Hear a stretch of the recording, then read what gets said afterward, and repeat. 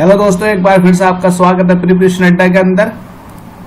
और आज हम डिस्कस करेंगे परमाणु संरचना के ऊपर, एटॉमिक स्ट्रक्चर के ऊपर। दोस्तों, ये केमिस्ट्री का पार्ट 2 वीडियो है। पार्ट 1 वीडियो पहले ही अपलोड हो चुकी है, जिसके अंदर मैटर के बारे में बताया गया है। उसके अंदर 2-3 शॉर्टकट भी बताई गई हैं, जिस पर एग्जाम में अक्सर क्वेश्चन पूछे जाते हैं। नाउ चैप्टर नंबर 2, परमाणु संरचना मतलब एटॉमिक स्ट्रक्चर। इस वीडियो को लास्ट तक देखें, क्योंकि इसमें बहुत सारे कॉन्सेप्ट छिपे हुए हैं और वीडियो देखकर आपको बहुत मजा आने वाला है। चलिए स्टार्ट करते हैं। सबसे पहला है परमाणु। दोस्तों, इसमें से हम वही पॉइंट डिस्कस करेंगे जिसकी पॉसिबिलिटी ज्यादा रहेगी एग्जाम में आने की, जिस पर क्वेश्चन बन सकते हैं एसएससी या गवर्नमेंट एग्जाम और भी गवर्नमेंट एग्जाम में, जिसमें से केमिस्ट्री का पोर्शन आता है। तो हम वही पॉइंट या फिर वही टॉपिक डिस्कस करेंगे जिसके चांसेस बहुत ज्यादा रहेंगे क्वेश्चन बनने के। सबसे पहला है परमाणु। एटम क्या है, ये क्वेश्चन नहीं आने वाला, बट नॉलेज के बेसिस पर आपको पता होना चाहिए। एटम वो छोटा से छोटा कण होता है जो किसी भी रासायनिक अभिक्रिया में भाग ले सकता है, लेकिन ये स्वतंत्र अवस्था में नहीं रह सकता। ये हमेशा मॉलिक्यूलर फॉर्म में रहता है। जैसे कि मैं आपको ऑक्सीजन की बात करता हूं, तो ऑक्सीजन ये एक तत्व हो गया, मतलब ये ऑक्सीजन का एक एटम है। लेकिन O2 नेचुरल अवस्था में O2 पाई जाती है, ना कि O। लेकिन O से मिलकर बनी है O2, दैट इज कॉल्ड, ये मॉलिक्यूल है एंड ये एलिमेंट है, और इसको परमाणु बोलते हैं।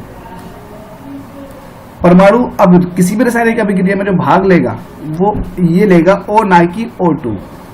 O भाग लेता है, यही एटम है जो रासायनिक अभिक्रिया में भाग लेता है, लेकिन ये स्वतंत्र अवस्था में नहीं पाया जाता। This condition of oxygen is unstable and this condition of oxygen is stable. तो हमेशा एवरी एटम या फिर एवरी मॉलिक्यूल हमेशा ये अपनी स्थायी अवस्था में पाए जाते हैं नेचुरल के अंदर। एंड नाउ है मॉलिक्यूल के बारे में देखते हैं। मॉलिक्यूल क्या है? मॉलिक्यूल, जैसे कि मैंने आपको अभी बताया, ये ऑक्सीजन का एक मॉलिक्यूल है जो एक या एक से अधिक तत्वों से मिलकर बना होता है। ये एक या एक से अधिक तत्वों से मिलकर बना हुआ होता है। लेकिन अगर हम सेम की बात करें, जैसे कि सेम 2 ऑक्सीजन तत्वों से मिलकर बना है O2, तो ये इसका एक मॉलिक्यूल हो गया, मॉलिक्यूल हो गया। और ये यौगिक भी है, ये एक यौगिक भी है और मॉलिक्यूल भी है। अगर मैं यौगिक और मॉलिक्यूल में डिफरेंस बताना चाहूं तो सभी यौगिक एक या एक से अधिक एलिमेंट से मिलकर बने हुए होते हैं, लेकिन जो मॉलिक्यूल होता है, जैसे कि वाटर का मॉलिक्यूल हो गया, ऑक्सीजन का मॉलिक्यूल हो गया, वो एक या एक से अधिक तत्वों से मिलकर वो भी बने हुए होते हैं। लेकिन रासायनिक अभिक्रिया में जो टेक पार्ट करते हैं वो एटम करते हैं, ना कि मॉलिक्यूल। तो तत्व तथा यौगिक का वह छोटा सा छोटा कण जो स्वतंत्र अवस्था में रह सकता है अणु कहलाता है। H2O ये भी एक अणु है, एक या एक से अधिक तत्वों से ये भी मिलकर बना हुआ है, एंड ये यौगिक भी है। तो ज्यादा बेसिक डिफरेंस नहीं है इन दोनों के अंदर। मॉलिक्यूल में डिफरेंस और यौगिक के अंदर क्या डिफरेंस है, ये भी एक या एक से अधिक तत्वों से मिलकर बने हुए होते हैं, और मॉलिक्यूल भी एक या एक से अधिक तत्वों से मिलकर बना हुआ होता है। जैसे कि ऑक्सीजन, ये एक या एक से अधिक तत्वों से मिलकर बना हुआ नहीं है, ये खुद अपने ही एटम से बना हुआ है। जबकि H2O ये 2 तत्वों से मिलकर बना हुआ है, हाइड्रोजन एंड ऑक्सीजन। तो मॉलिक्यूल ये इतना इंपॉर्टेंट टॉपिक नहीं है दोनों, लेकिन नॉलेज बेसिस पर पता होना चाहिए। एटॉमिक वेट ना ही ये इंपॉर्टेंट है, लेकिन इसको फिर भी समझते हैं क्या है। एटॉमिक वेट किसी भी एलिमेंट का, किसी भी एटम का एटॉमिक वेट जो होता है वो हाइड्रोजन के एटम के 1.008 भाग द्रव्यमान से कितना गुना भारी है, ये उसका एटॉमिक वेट होगा। कोई भी तत्व, कोई भी एलिमेंट का एटम हाइड्रोजन के 1.008 भाग द्रव्यमान से कितना भारी है, वही उसका एटॉमिक वेट होगा। या फिर दूसरी डेफिनेशन देखें, किसी भी तत्व का एटॉमिक वेट कार्बन परमाणु के द्रव्यमान के 1/12 भाग द्रव्यमान का कितना गुना भारी है।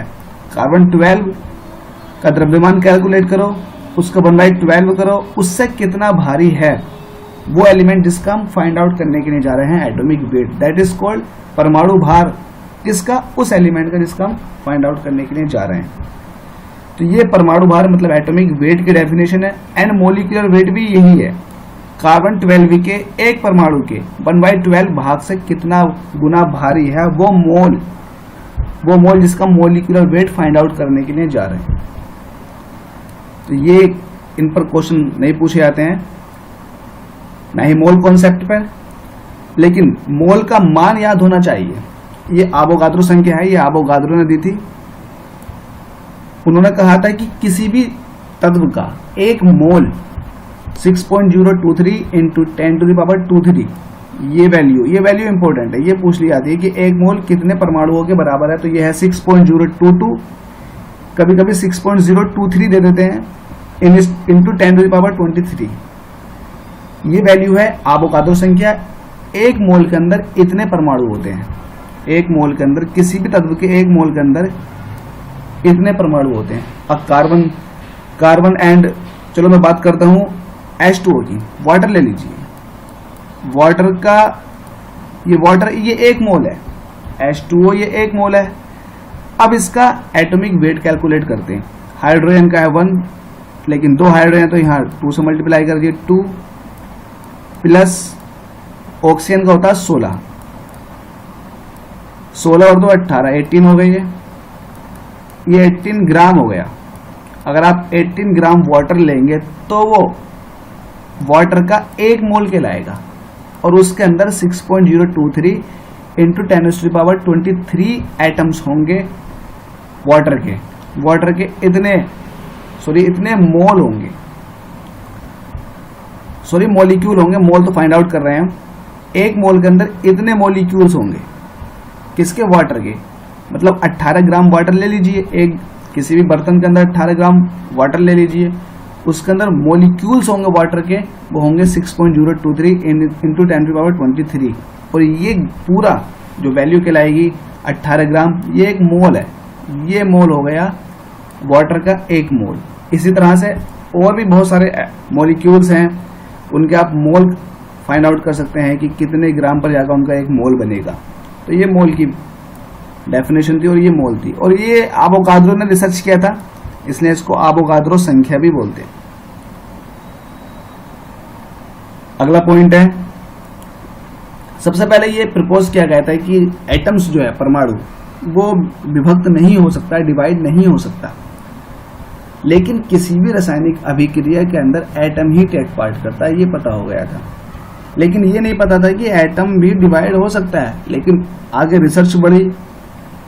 रिसर्च इतनी बड़ी कि थॉमसन आए, रदरफोर्ड आए एंड चैडविक आए, इन्होंने रिसर्च की और ज्यादा, और एटम को विभक्त कर दिया।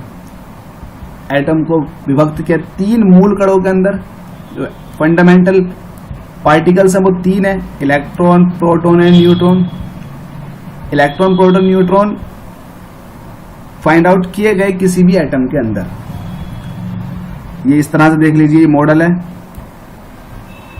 अगर मैं इसको न्यूक्लियस मानकर चलूं तो जो उसके चारों तरफ होंगी, ये शेल होंगी, ये फर्स्ट शेल, ये second shell.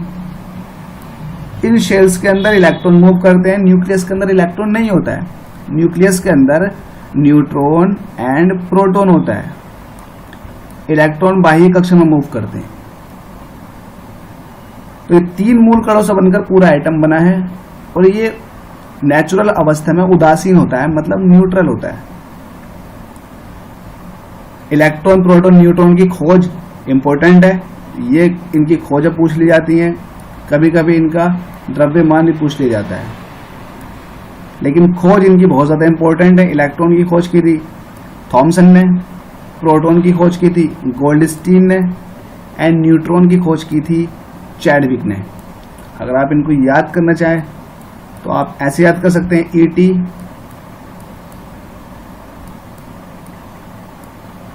PG, NC। ET, PG, NC।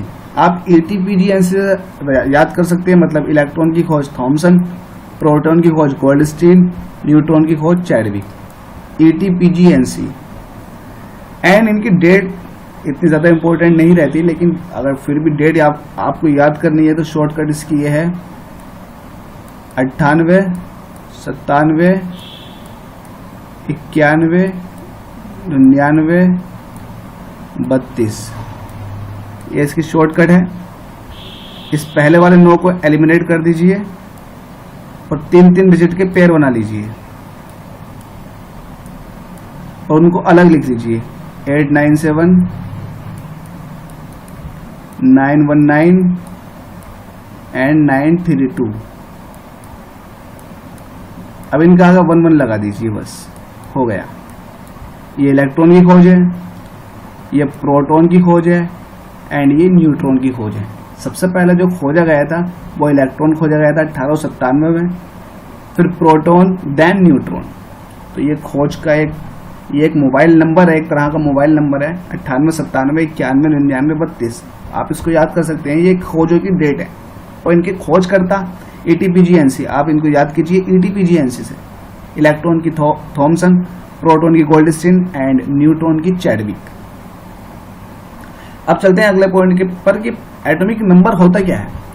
Actually जैसे कि मैंने ये मॉडल बनाया है, इलेक्ट्रॉन दिखाया, न्यूट्रॉन दिखाया एंड प्रोटॉन दिखाया, न्यूक्लियस दिखाया, उसके बाहरी कक्षाएं दिखाई हैं। इस अवस्था में न्यूट्रॉन के अंदर प्रोटॉन होता है और न्यूक्लियस के अंदर प्रोटॉन होता है एंड न्यूट्रॉन होता है। प्रोटॉनों की संख्या ही एटॉमिक नंबर कहलाता है। न्यूक्लियस के अंदर जितने प्रोटॉन होंगे that is called atomic number of that atom. Proton के ऊपर पॉजिटिव चार्ज होता है, वो हमने यहां से देखा। इलेक्ट्रॉन के ऊपर नेगेटिव चार्ज होता है, लेकिन न्यूट्रॉन के ऊपर कोई चार्ज नहीं होता, ये उदासीन होता है। किसी भी उदासीन अवस्था में एटम उदासीन है, न्यूट्रल एटम है। इस कंडीशन के अंदर इलेक्ट्रॉन के ऊपर जितना चार्ज होगा, मतलब जितने भी इलेक्ट्रॉन होंगे उतने ही प्रोटॉन होंगे अगर न्यूट्रल कंडीशन में है, और उन दोनों का चार्ज भी इक्वल होगा बट अपोजिट डायरेक्शन का होगा। जैसे कि 10, किसी का एटॉमिक नंबर 10 है तो इसका मतलब 10 उसके अंदर इलेक्ट्रॉन है एंड 10 उसके अंदर प्रोटॉन है। आप इसको ऐसे याद कर सकते हैं ZEP, Z is equal to E is equal to P। Jeep चला दीजिए, कभी भी आपको इक्वल देखना हो तो जीप चला दीजिए।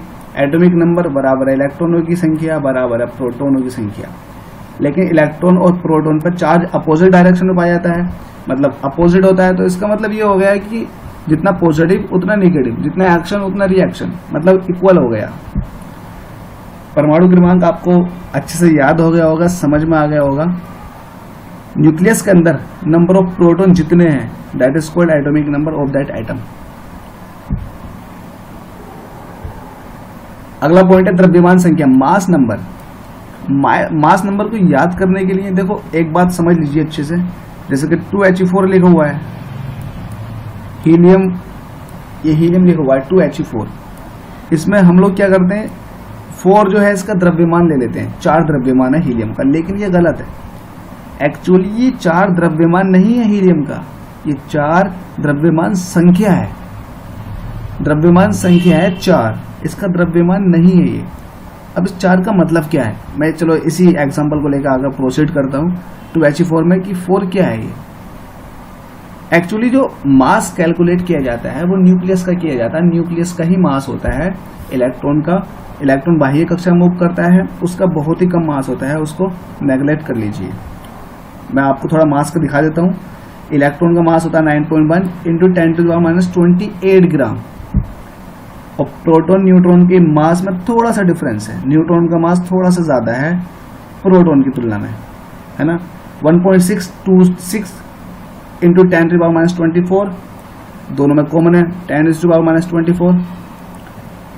लेकिन न्यूट्रॉन का मास थोड़ा सा ज्यादा है, देख लीजिए आप यहाँ से 1.6749 है और प्रोटॉन का 1.6726 है। तो प्रोटॉन का थोड़ा ज्यादा है, इलेक्ट्रॉन का तो बहुत ही कम है। चूंकि प्रोटॉन और न्यूट्रॉन न्यूक्लियस के अंदर होते हैं, यहां से देख लीजिए प्रोटॉन और न्यूट्रॉन न्यूक्लियस के अंदर होते हैं, तो न्यूक्लियस के अंदर ही सारा मास होता है किसी भी एटम का। अब 2He4 पर आते हैं। 2He4 है क्या, 2He4 में नंबर ऑफ न्यूट्रॉन होंगे 2 एंड नंबर ऑफ प्रोटॉन होंगे 2। तो 2 प्रोटॉन है 2 न्यूट्रॉन है, इसका जो मास नंबर आ गया तो न्यूट्रॉन प्लस प्रोटॉनों को जोड़कर 4 आ गया। तो ये 4 इसका अब मास नंबर बना, लेकिन ये मास नहीं है।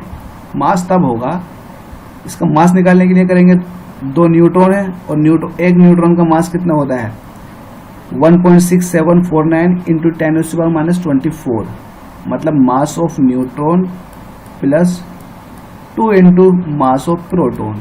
अब बनाइए मास, अब बनाइए हीलियम का मास। अभी तक ये 4 होता है, ये मास नंबर था, अब 4 ही क्यों लिया, अलग अलग क्यों नहीं लिख दिया, न्यूट्रॉन का अलग प्रोटॉन का अलग? वो इसलिए नहीं लिखा क्योंकि इन दोनों के मास के अंदर डिफरेंस बहुत ही कम है, इसलिए अप्रोक्सीमेशन में इसको 4 ले लिया गया। आई थिंक अब समझ में आ गया होगा। इसके बाद चलते हैं क्वांटम नंबर के अंदर। देखो क्वांटम नंबर समझने के लिए आपको एक इमेजिनेशन करनी होगी। कोई व्यक्ति आपका पता चाहता है, आपके घर पहुंचना चाहता है, तो वो किस तरह से पहुंचेगा, क्या वेज होंगे पहुंचने के, तो आप उससे लिंक कीजिए। अच्छा, कोई भी व्यक्ति है अगर आपके घर पहुंचना चाहता है तो सबसे पहले आप उसको क्या पता होना चाहिए, उस व्यक्ति को किस चीज की जानकारी होनी चाहिए? सबसे पहले उस व्यक्ति को आपकी कंट्री पता होनी चाहिए कि आप किस देश में रहते हैं। पहली चीज ये पता होनी चाहिए। दूसरी चीज ये पता होनी चाहिए कि आप कौन से शहर में रहते हैं। फिर तीसरी चीज ये पता होनी चाहिए, क्योंकि शहर के अंदर तो बहुत सारे मोहल्ले होते हैं, बहुत सारी लोकेशंस होती हैं, तो अब उसको पता ये होना चाहिए कि आप किस मोहल्ले में रहते हैं। मोहल्ले में पहुंच जाएगा, फिर उसके बाद उसको ये पता होना चाहिए कि आपका मकान संख्या कौन सी है, तब वो आपके पास पहुंचेगा। तो ये 4 चीजें हैं और 4 ही क्वांटम संख्याएं हैं। इसको सीधे लिंक करेंगे हम लोग। क्वांटम संख्याएं क्या होती है, क्यों निकाली गई? स्पेक्ट्रम रेखा की सूक्ष्म प्रकृति समझाने तथा इलेक्ट्रॉन की ठीक स्थिति का वर्णन करने हेतु 4 क्वांटम संख्याओं का प्रयोग किया जाता है। इसका कोई रोल नहीं था, ये सिर्फ एक प्रोबेबिलिटी है। क्वांटम संख्याएं ये सिर्फ एक प्रोबेबिलिटी है, एक्चुअल में नहीं हो सकता। क्वांटम संख्या सिर्फ इलेक्ट्रॉन की पोजीशन बताने के लिए ही यूज की गई कि इलेक्ट्रॉन की पोजीशन यहां होगी, इलेक्ट्रॉन की पोजीशन यहां होगी, एट ए टाइम इलेक्ट्रॉन यहां पर होगा। ये सिर्फ एक पॉसिबिलिटी ही के ही थ्रू बताया जा सकता है, क्योंकि न्यूक्लियस के चारों तरफ इलेक्ट्रॉन इतनी तेजी से मूव करता है, इतनी तेजी से मूव करता है कि ऐसा लगता है कि क्लाउड बन गया, मतलब धुंध उड़ती हुई दिखाई देती है, इतनी तेज मूव करता है। सो इतनी तेज मूव जब इलेक्ट्रॉन कर रहा है तो उसकी पोजीशन बताना तो इम्पॉसिबल। इसीलिए क्वांटम संख्याएं यूज की गई ताकि पॉसिबिलिटी मिल सके कि इलेक्ट्रॉन यहां पर हो सकता है। तो ये क्वांटम संख्याएं सिर्फ एक पॉसिबिलिटी है इलेक्ट्रॉन की पोजीशन फाइंड आउट करने के लिए। इसमें सबसे पहला है मुख्य क्वांटम संख्या। इसको समझने के लिए आप एक न्यूक्लियस बनाइए, ये न्यूक्लियस है एंड इसके चारों तरफ ये पहली कक्षा है जिसको हम मुख्य क्वांटम संख्या n से रिप्रेजेंट करेंगे। n क्या होता है, ये कक्षाओं को बताती है कि इलेक्ट्रॉन की चारों तरफ जितनी भी कक्षाएं हैं उन कक्षाओं को बताएगी कि हम कौन सी कक्षा की बात कर रहे हैं। जिस तरह से मैंने ये कहा कि अगर आपका पता मुझे चाहिए, आपके घर पहुंचना है, तो सबसे पहले मुझे ये पता होना चाहिए कि आप कौन सी कंट्री में रहते हैं। तो सबसे पहले मुझे इलेक्ट्रॉन का पता देखना है, तो मुझे ये पता होना चाहिए कि इलेक्ट्रॉन कौन सी कक्षा में होगा, तो मैं उस कक्षा में पहुंचूंगा।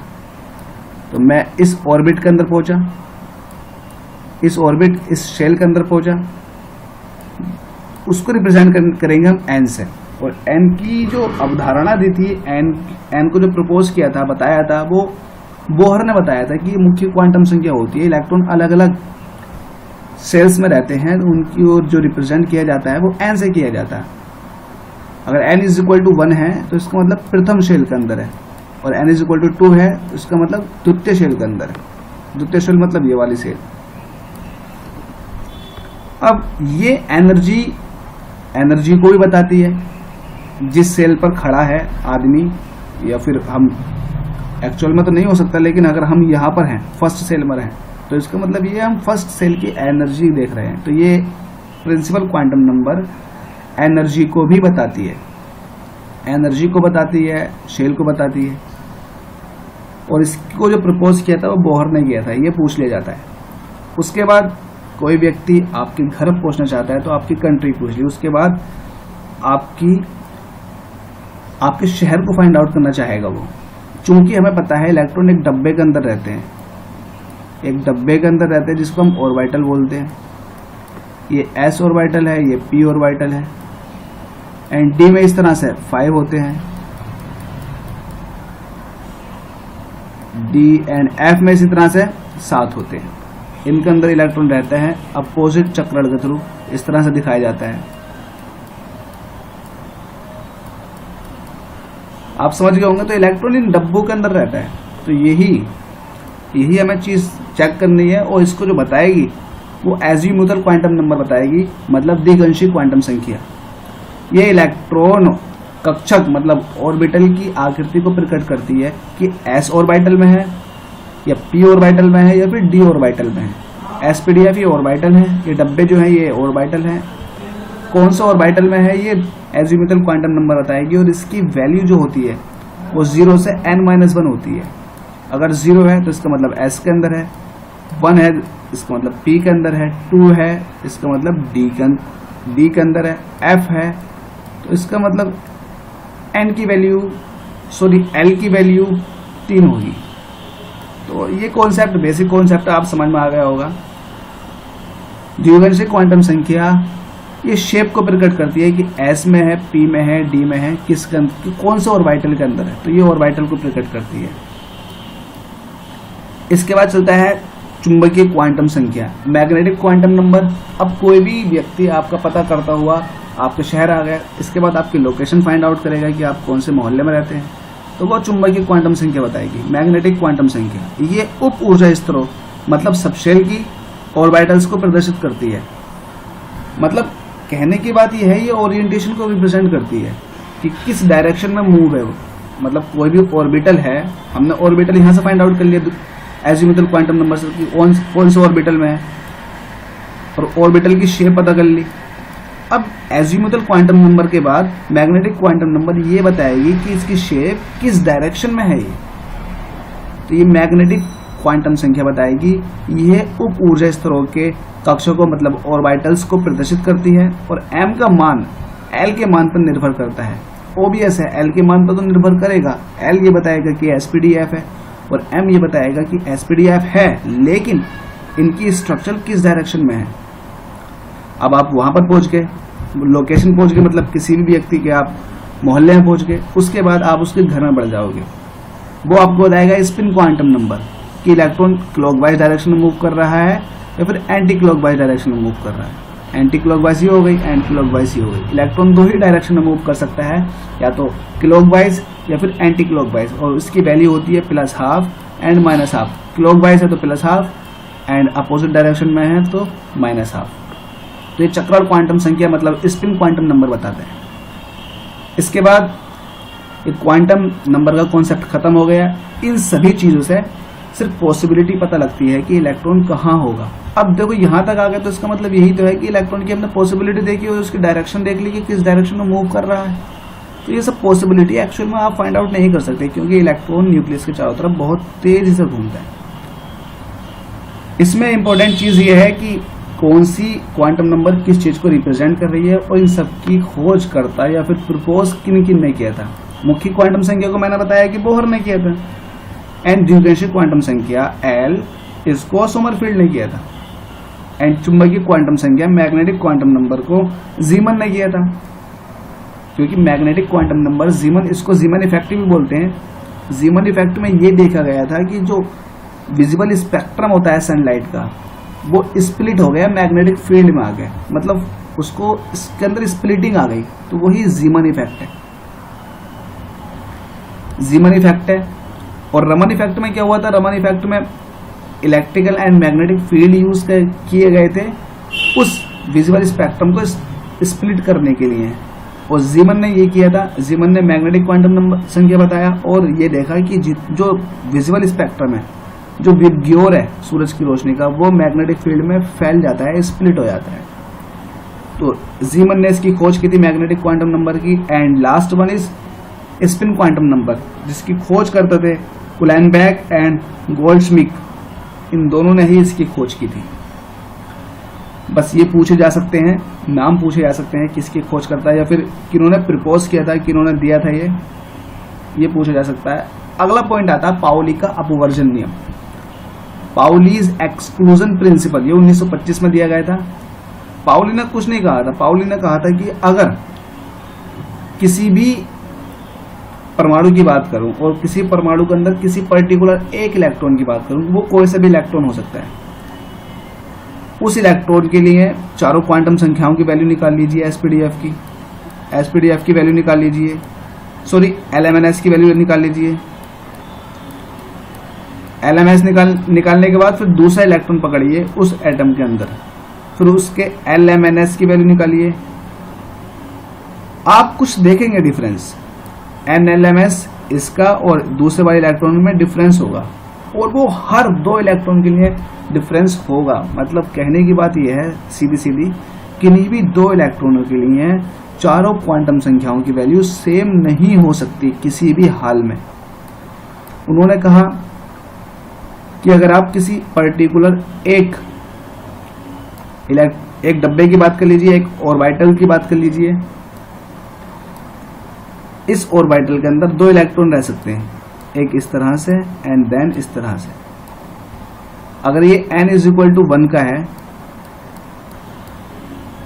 अगर ये ऑर्बिटल n = 1 का है, तो इसका मतलब ये वाला पहला वाला इलेक्ट्रॉन भी n = 1 का है, दूसरा वाला इलेक्ट्रॉन भी n = 1 का है। जैसे कि मैंने बताया ये ऑर्बिटल s का है, तो इसका मतलब s जो हो गया इस वाले के लिए भी हो गया, पहले वाले के लिए s हो गया, दूसरे वाले के लिए भी n 1 हो गया, s हो गया।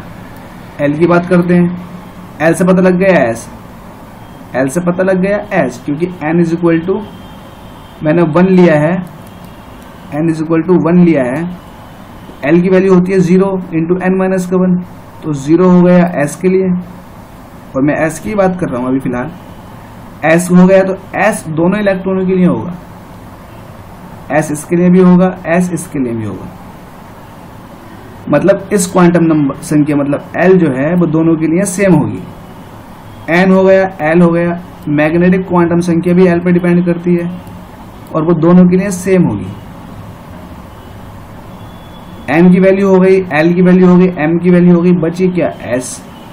जब तीनों की वैल्यू सेम आ गई, लेकिन जो s है वो s जो है वो चेंज हो जाएगा। वो कैसे हो जाएगा? क्योंकि ये इलेक्ट्रॉन इस डायरेक्शन में रोटेट करने की कोशिश करेगा एंड ये इलेक्ट्रॉन अपनी तरफ से डायरेक्शन चूज कर लीजिए, इस डायरेक्शन में मूव करेगा।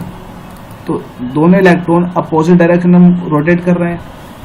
तो उसने यही कहा था, पाउली ने यही कहा था कि अगर चारों क्वांटम संख्याएं मतलब किसी दो इलेक्ट्रॉनों के लिए चारों क्वांटम संख्याएं सेम नहीं हो सकती, 3 सेम हो सकती है मैक्सिमम, लेकिन चौथी तो हमेशा अलग होगी, क्योंकि एक इलेक्ट्रॉन क्लॉकवाइज डायरेक्शन में मूव करेगा और दूसरा एंटी क्लॉकवाइज डायरेक्शन में मूव करेगा, ताकि जो एटम है उसको उदासीन बना सके। तो वो इलेक्ट्रॉन मूव कर रहा है। इलेक्ट्रॉन है क्या? देखो बेसिक कॉन्सेप्ट, गहराई की बात अगर बात करें, कोई इलेक्ट्रॉन क्या, एक चार्ज पार्टिकल। जब चार्ज पार्टिकल रोटेट करता है तो उसकी वजह से एक मैग्नेटिक फील्ड जनरेट होता है। तो इसका मैग्नेटिक फील्ड होगा ऊपर को, अगर इस डायरेक्शन में मूव कर रहा है, और इस डायरेक्शन में मूव कर रहा है तो उसका मैग्नेटिक फील्ड होगा नीचे को। चूंकि एटम जो होता है उदासीन होता है, तो जितना मैग्नेटिक फील्ड ऊपर को होगा उतना मैग्नेटिक फील्ड नीचे को होगा, ताकि बैलेंस कर सके। जब दो ताकतें अपोजिट डायरेक्शन में लग रही हैं इक्वल, तो ये बैलेंस हो जाएंगे, मतलब नेट फोर्स जो होगा वो 0 हो जाएगा। इसीलिए अपोजिट डायरेक्शन में रोटेट करते हैं। तो ये था पाउली का अपवर्जन नियम। इसके बाद है हुंड का नियम। हुंड ने क्या कहा था? हुंड ने कहा था कि अगर ये ऑर्बिटल है, ये मान लीजिए p का है, p के अंदर मैक्सिमम 6 इलेक्ट्रॉन रह सकते हैं, s के अंदर मैक्सिमम 2 इलेक्ट्रॉन एंड p के अंदर मैक्सिमम 6 इलेक्ट्रॉन, d के अंदर 10 इलेक्ट्रॉन एंड f के अंदर 14 इलेक्ट्रॉन रह सकते हैं। किसी भी शेल के अंदर न्यूक्लियस के चारों तरफ शेल होती है, ये किसी भी शेल के अंदर जो मैक्सिमम नंबर ऑफ इलेक्ट्रॉन होंगे वो होंगे 2n square maximum number of electron होंगे किसी भी शेल के अंदर।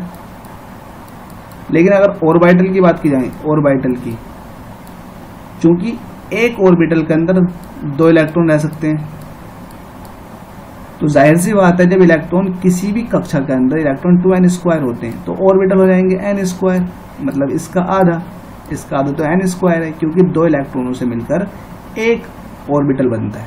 या आप ऐसे कह लीजिए कि किसी भी n के लिए ऑर्बिटल अगर n स्क्वायर है तो उसके अंदर अब एक n के अंदर 2 इलेक्ट्रॉन रह सकते हैं, तो n स्क्वायर के अंदर कितने इलेक्ट्रॉन रहेंगे 2n स्क्वायर, एक के अंदर 2 इलेक्ट्रॉन, इसका मतलब 2n square number of electron आ जाएंगे। अगर n इज इक्वल टू 1 है तो 2 इलेक्ट्रॉन आ गए, n इज इक्वल टू 1 के लिए 2 इलेक्ट्रॉन आ गए। जब 2 इलेक्ट्रॉन आएगा तो इसका मतलब ऑर्बिटल कितने हो गए 1 ऑर्बिटल होगी।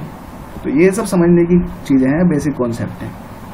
एसपीडीएफ की बात मैंने करी, अब इसके अंदर 1 ऑर्बिटल है, इसके अंदर 3 ऑर्बिटल हैं, इसके अंदर 5 ऑर्बिटल हैं एंड इसके अंदर 7 ऑर्बिटल हैं। तो मैंने 3 ऑर्बिटल वाला लिया है पी का। हुंड ने कहा था कि पहले इलेक्ट्रॉन किसी एक डायरेक्शन में भरने शुरू होंगे, जब तक कि ये इलेक्ट्रॉन आधे नहीं भर जाते तब तक इसके अंदर दूसरा इलेक्ट्रॉन प्रवेश नहीं करेगा। जब आधे भर गए तब दूसरा इलेक्ट्रॉन अपोजिट डायरेक्शन में रोटेट करता हुआ फिल किया जाएगा, ये हुंड ने कहा था। हुंड का नियम यही था कि इलेक्ट्रॉन जब तक नहीं भर सकते जब तक दूसरी डायरेक्शन में, मतलब कहने की बात यह है, आप इस तरह से समझिए और कि अगर एक इलेक्ट्रॉन इस डायरेक्शन में मूव कर रहा है तो आप दूसरा इलेक्ट्रॉन ऐसे नहीं भरोगे इसी के अंदर। क्यों नहीं भरोगे? आप पहले दूसरे इलेक्ट्रॉन इस तरह से भरोगे, फिर इस तरह से भरोगे, तब भरोगे। जब तक और ऑर्बिटल खाली हैं तो आप ऐसे इलेक्ट्रॉन नहीं भर सकते। पहले आप हाफ भर दिए, जितने भी ऑर्बिटल उनको हाफ भरिए, जब वो हाफ फिल्ड हो जाएंगे तब उनको फुल फिल्ड करिए। मतलब पहले आप एक साथ युग्म नहीं बना सकते इलेक्ट्रॉनों का, पहले एक इलेक्ट्रॉन इस तरह से, फिर एक इलेक्ट्रॉन इस तरह से, फिर एक इलेक्ट्रॉन इस तरह से। जब ये अयुग्मित हो गए अब इनको युग्म बनाना शुरू करो, अगला इलेक्ट्रॉन इस तरह से अपोजिट चक्रार्थ का भरना शुरू हो जाएगा। ये उन्होंने कहा था। आई थिंक आपको क्लियर हो गया होगा बहुत अच्छी तरह से। हुंडी के बाद है अबाउ का नियम, sorry Heisenberg uncertainty principle, Heisenberg की अनिश्चितता का सिद्धांत। हाइजेनबर्ग की अनिश्चितता का सिद्धांत समझने के लिए आपको सिर्फ एक चीज समझनी है कि अगर आपके घर फैन लगा हुआ है, सीलिंग फैन लगा हुआ है, तो आप फैन की डायरेक्शन देखिए, फैन को घूमता हुआ देख सकते हैं। जब आप फैन को घूमता हुआ देखेंगे तो आप फैन की वेलोसिटी नहीं बता सकते, क्योंकि आपका ध्यान तो आपकी उसकी चक्राड़ पर है कि कितने चक्राड़ लगा रहा है, किस डायरेक्शन में लगा रहा है चक्राड़, तो आपका ध्यान उसके चक्राड़ पे है, उसकी डायरेक्शन पे है। इस वजह से आप उसकी वेलोसिटी बताने में आपको नॉलेज नहीं कि उसकी वेलोसिटी क्या होगी। लेकिन अगर इसका उल्टा किया जाए, अगर आप वेलोसिटी पे ध्यान दोगे तो आप चक्राड़ नहीं बता सकते किस डायरेक्शन में मूव कर रहा होगा। इस तरह से अगर आप क्रिकेट खेल रहे हैं, आप बॉल को स्पिन करा रहे हैं, बॉल स्पिन कर रही है, तो आप जब बॉल स्पिन कर रही है तो आप या तो बॉल की वेलोसिटी देख लो किस वेलोसिटी से आगे को मूव कर रही है, या फिर आप उसका चक्राड़ देख लो। जब आप उसका चक्राड़ देख रहे होंगे किस डायरेक्शन में रोटेट कर रही है, तो आप उसकी वेलोसिटी नहीं मेजर कर सकते, क्योंकि आपका पूरा फोकस उसकी चक्राड़ पर है। और जब आप उसकी वेलोसिटी फाइंड आउट कर रहे हैं तब आप उसके चक्राड़ पर बिल्कुल ध्यान नहीं रखोगे कि इसका रोटेशन किस डायरेक्शन में है। तो यही हाइजेनबर्ग की अनिश्चितता का सिद्धांत है। उन्होंने कहा था कि किसी कण की पोजीशन और वेग का एक साथ निर्धारण असंभव है। ये इन्होंने न्यूक्लियस के चारों तरफ इलेक्ट्रॉन जो मूव कर रहा था उसके बारे में कहा था कि अगर आप उसकी वेलोसिटी देखना चाह रहे हो तो आप उसकी पोजीशन नहीं बता सकते। जब तक आप उसकी पोजीशन बताओगे इलेक्ट्रॉन कहीं और पहुंच चुका होगा। तो उन्होंने ये कहा था कि एक साथ दोनों चीजों को देखना इम्पॉसिबल है। या तो आप एक चीज देख सकते हो, या तो आप उसकी वेलोसिटी देख लो या आप उसकी स्थिति देख लो। तो ये हाइजेनबर्ग की अनिश्चितता का सिद्धांत है। इसके बाद चलते हैं अबाउ प्रिंसिपल के अकॉर्डिंग। अबाउ प्रिंसिपल के अकॉर्डिंग जिस तरह से मैंने LMNS ये बताए थे, इसके बाद SPDF बताया था। अब SPDF में जो एनर्जी लेवल होता है ऑर्बिटल का सबसे कम होता है S का, उसके बाद होता है P का, उसके बाद होता है D का, एंड सबसे ज्यादा होता है एनर्जी लेवल F का। अबाउ ने क्या कहा था? अबाउ ने ये कहा था कि जो इलेक्ट्रॉन भरने शुरू होंगे वो एनर्जी के बढ़ते क्रम में होंगे। पहले सबसे कम एनर्जी का ऑर्बिटल फिल होगा, उसके बाद उससे ज्यादा एनर्जी का, उसके बाद उससे ज्यादा एनर्जी का। तो यही बताया गया है कि एनर्जी के बढ़ते क्रम में इलेक्ट्रॉनों का भरा जाएंगे। इलेक्ट्रॉनों के जो ऑर्बिटल्स हैं वो एनर्जी के बढ़ते हुए क्रम में भरे जाएंगे। सबसे कम एनर्जी का 1s, उससे ज्यादा एनर्जी का 2s, 2p, 3s, 3p, 4s, 3d, 4p, 5s, 4d, 5p, 6s, 4f, 5d, 6p7s, इस तरह से ये एनर्जी का बढ़ता हुआ क्रम है। तो इस नियम के द्वारा तत्वों के इलेक्ट्रॉनिक विन्यास लिखने के लिए विभिन्न परमाणु कक्षकों को ऊर्जा के बढ़ते या ऊर्जा बढ़ने का क्रम इस प्रकार है, ऊर्जा के बढ़ते हुए क्रम में लिखते हैं। तो ये अफबाउ का प्रिंसिपल था। हुंड का नियम हो गया, हाइजेनबर्ग की अनिश्चितता का सिद्धांत हो गया। अफबाउ के साथ साथ अब चलते हैं समस्थानिकों की तरफ। समस्थानिक मैं अपनी पहली वीडियोस के अंदर ही बता चुका हूँ समस्थानिक संभारिक क्या होते हैं, लेकिन फिर भी थोड़ा सा एक ओवरव्यू ले लेते हैं। आइसोटोप उनको बोलते हैं जिनका एटॉमिक नंबर तो सेम होता है लेकिन एटॉमिक वेट नंबर अलग अलग होता है, वो आइसोटोप होते हैं। और आइसोबार्स उनको बोलते हैं, संभारी उनको बोलते हैं जिनका एटॉमिक वेट नंबर तो सेम होता है लेकिन एटॉमिक नंबर अलग अलग होते हैं। तो दोनों में डिफरेंस सिर्फ इतना है। और ये आ सकता है कि सबसे ज्यादा समस्थानिक कौन से तत्व के हैं, वो है पोलोनियम। पोलोनियम थोड़ी बहुत प्रॉपर्टीज के अंदर रेडियम वाली होती है। समन्यूटॉनिक की बात करते हैं, आइसोटोन, ये पूछ लिया जाता है, एक युग्म दे देता है, फिर पूछता है कि बताइए कौन सा इसमें से आइसोटोन है। आइसोटोन मतलब जिसके अंदर जिसके अंदर न्यूट्रॉनों की संख्या समान होती है। समन्यूटॉनिक की बात कर रहे हैं, आइसोटोन जिसके अंदर न्यूट्रॉनों की संख्या समान होती है, जैसे कि 1s3 है, 2he4 है। न्यूट्रॉन निकालने हैं तो 3 में से 1 गया, कितने बचे 2, 4 में से 2 गया, कितने बचे 2। तो ये नंबर ऑफ न्यूट्रॉन है, दोनों के अंदर न्यूट्रॉन समान है तो इसको बोलते हैं समन्यूटॉनिक। अगला पॉइंट है सम इलेक्ट्रॉनिक। सम इलेक्ट्रॉनिक बोलते हैं या फिर आइसो इलेक्ट्रॉनिक, उसको बोला जाता है जिन आयनों और परमाणुओं के इलेक्ट्रॉनिक विन्यास समान होते हैं उन्हें सम इलेक्ट्रॉनिक कहते हैं। सम इलेक्ट्रॉनिक परमाणुओं और आयनों में इलेक्ट्रॉनों की संख्या समान होती है, बस ये पॉइंट नोट करने का। इलेक्ट्रॉनों की संख्या जिसके अंदर समान हो उनको सम इलेक्ट्रॉनिक। सम न्यूट्रॉनिक जिसके अंदर न्यूट्रॉनों की संख्या समान हो, जैसे कि एनी, नियोन का कितना होता है 10, Na+, सोडियम का होता है 11, लेकिन प्लस लग गया तो एक इलेक्ट्रॉन निकल गया, इसका मतलब 10 इसका भी हो गया। अब इसका इलेक्ट्रॉनिक विन्यास वही होगा जो Na का होगा। Me+2 मतलब मैग्नीशियम, इसका 12 होता है, 12 में से 2 इलेक्ट्रॉन चले गए तो 10 बचे, इसके अंदर भी 10 इलेक्ट्रॉन, इसके अंदर भी 10 इलेक्ट्रॉन, इसके अंदर भी 10 इलेक्ट्रॉन। अब तीनों का इलेक्ट्रॉनिक कन्फिगरेशन जब लिखना स्टार्ट करूंगा, इलेक्ट्रॉनिक कन्फिगरेशन कैसे लिखा था, 1s1, 1s2, 2s2, 2p6, इस तरह से वो तीनों का समान होगा। एंड Al+3, एल्यूमिनियम का 13 होता है एटॉमिक नंबर, जब 3 इलेक्ट्रॉन निकल गए तो इनका भी इलेक्ट्रॉनिक विन्यास वैसे ही हो गया जैसे कि नियोन, सोडियम, मैग्नीशियम का था। तो ये सम इलेक्ट्रॉनिक होते हैं जिसके अंदर इलेक्ट्रॉनों की संख्या समान होती है।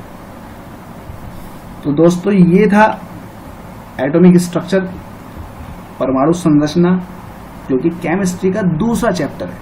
पहला चैप्टर हम पहले ही अपलोड कर चुके हैं और दूसरा चैप्टर अभी आपको समझाया है। इस वीडियो को ज़्यादा से ज़्यादा लाइक करें और शेयर करने की कोशिश करें, और चैनल अभी तक सब्सक्राइब नहीं किया है तो सब्सक्राइब करें। अगर आपको इस पूरी वीडियो में कहीं भी डाउट है तो आप कमेंट बॉक्स में लिख के आप मुझे सजेस्ट कर सकते हैं, या कमेंट बॉक्स में लिखकर अपनी क्वेरी डिस्कस कर सकते हैं। आपकी क्वेरी का सम्मान किया जाएगा और आपको जवाब देने की पूरी कोशिश की जाएगी इस टॉपिक्स पर जितने मैंने डिस्कस किए हैं इस वीडियो के अंदर। वीडियो अच्छी लगी हो तो लाइक तो बनता है यार। Thank you so much.